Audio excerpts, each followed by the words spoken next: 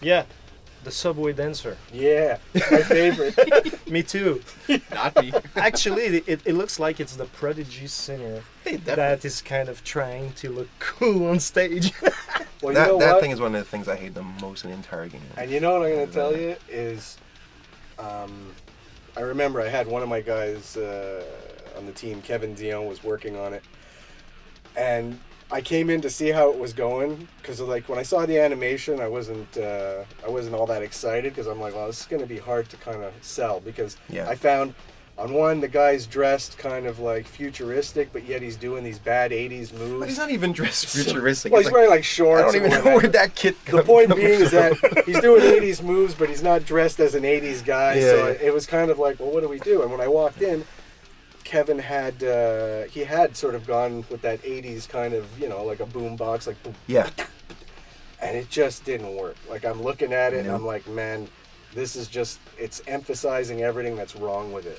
And I said, you know what it needs? And I was just, and he shares a booth with Johan, and I said, and I was talking out loud, I said, this needs some messed up track that like makes no sense, is just chaos. I agree. I said, so that the guy just looks like some idiot going Yeah. nuts to some Because stupid music. That's a very good point, because that's the thing in video games, when you want to do something that's like when you want to represent something that's extremely cultural, like culturally based, like, you know, hip hop or breakdance or anything like that. It's just so, these things are so precise, you know what I mean? So Yeah, you're you- right, to have turned it into a really kind of weird, chaotic, that would have been Well, a great solution. Yeah. Well, that's what we did to end it quickly. Is that the other engineer in the room goes, well, I have this piece of music that I did with this drummer friend of his, and he called the guy up. He played it for me, and I said, that's perfect. That's what I want. Well, you did it with the track, but the dance is still like... No, I couldn't change the No, I animation. know, but I but- needed to get a music that tried to make it look Yeah. like we're trying to make this look Yeah. crazy, as But opposed to. I think one of the key aspects is that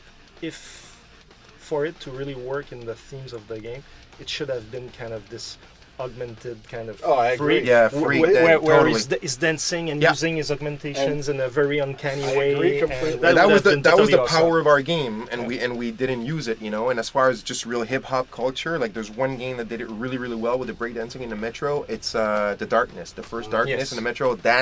But to do this, like you really And I need to bet know what you you're Darkness quote unquote is talking probably about. mocap too. Yeah. But the Yeah. last thing I'll say is that's the fun thing, and sometimes not so fun thing about being in audio, is that it arrives at your desk and it's finished, and you're looking at it going, what am I going to do with this? Yeah. Because if I just do the bare minimum of making it functional, it's going to fall flat because it's already half failing. Right. So And at I that gotta point, us try- we're all partying. and Everybody's stuff. everybody's moved on to other things, which I understand, but it usually falls to us to try and find a way to spin it and make it at least feel a bit better. And for me, I was happy with where we ended up with it, considering the state it kind of came to me at. Right. I figured, we did a pretty good compromise.